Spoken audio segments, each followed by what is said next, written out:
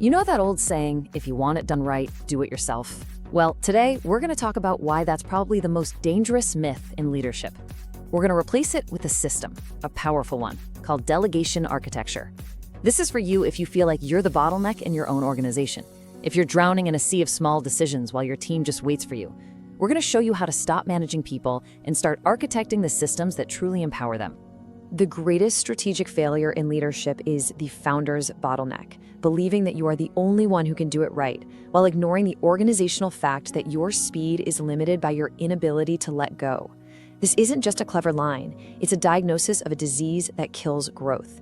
It's that feeling that your hands-on work is your greatest asset. But here's the hard truth. As you grow, that same instinct, that same strength becomes your single biggest liability. It's the very thing that stops you from scaling. So let me ask you a tough question. What if your high standards, that thing you're so proud of, are really just a convenient excuse? An excuse to avoid the truly hard work of teaching, of trusting, and of empowering your team. It's a total paradox, right?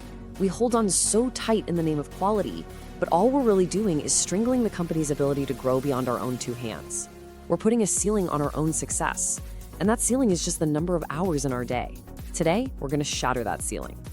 All right, here's how we're going to break this down. First, we'll really dig into the founder's bottleneck. Then I'll walk you through the delegation blueprint. After that, we'll explore the psychology of what makes it all tick. Then we'll get practical on how to architect your own system.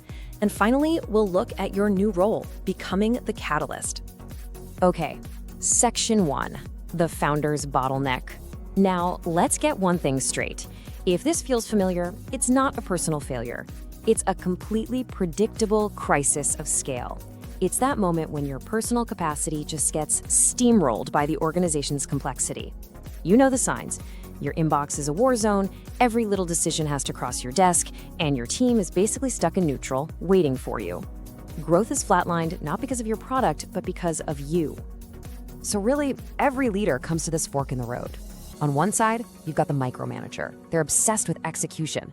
Their value, they think, is in doing the work. But by owning every decision, they just grind the organization to a halt. They destroy what we call decision velocity.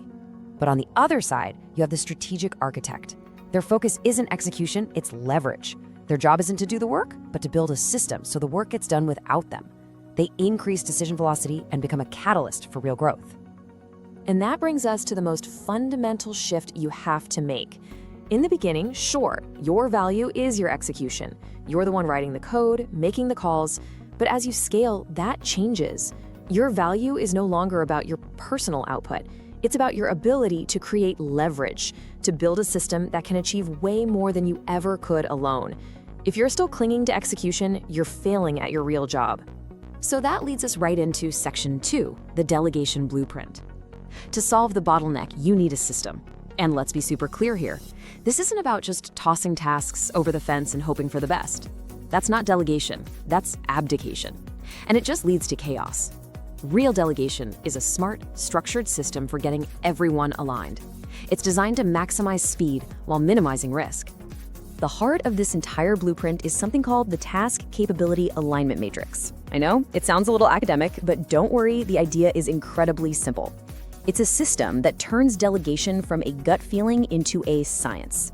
All it does is balance two simple things: the risk of a task against the competence of the person doing it.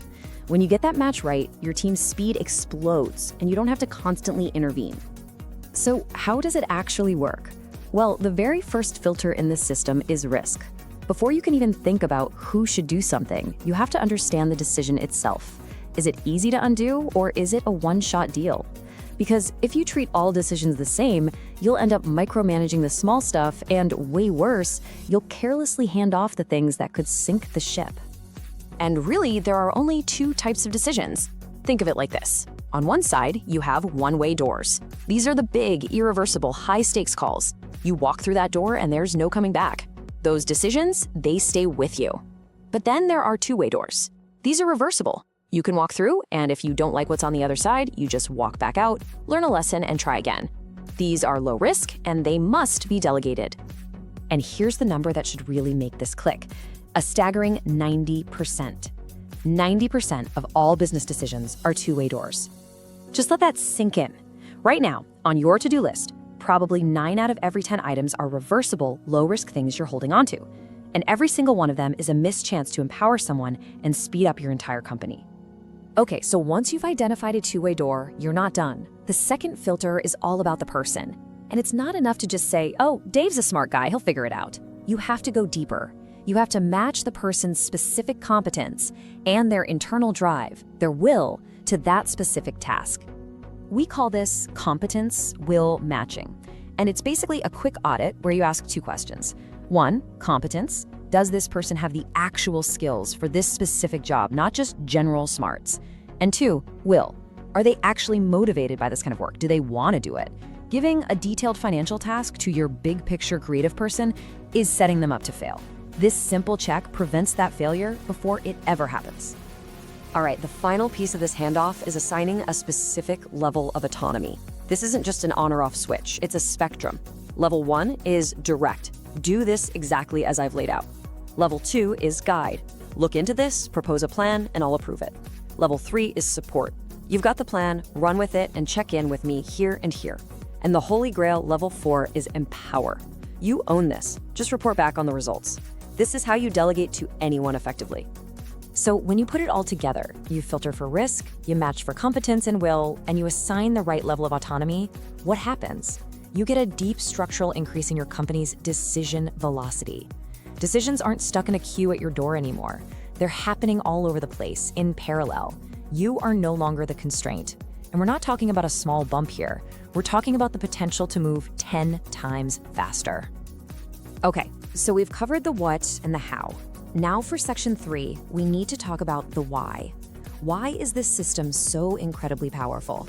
It's not just about being efficient. Delegation architecture taps into some really deep-seated principles of human psychology. This is the engine that really makes it go. It all comes down to something called self-determination theory. It's a bedrock theory in psychology, and it basically says that all of us are hardwired with a few core needs. For what we're talking about today, the 2 most important are autonomy and competence. Autonomy is our need to feel like we're in control, and competence is our need to feel like we're good at what we do. When those needs get met, we thrive. And this is where the magic happens. Our entire system is basically purpose-built to satisfy these needs. When you hand over ownership of those two-way door decisions, especially at a level 3 or 4, you're giving your team the autonomy they crave. And when you carefully match the task to their skills, you're setting them up to win, which builds their sense of competence. And when you do that, you don't need to dangle a carrot. You unlock something way more powerful: intrinsic motivation. People want to do the work because the work itself feels good.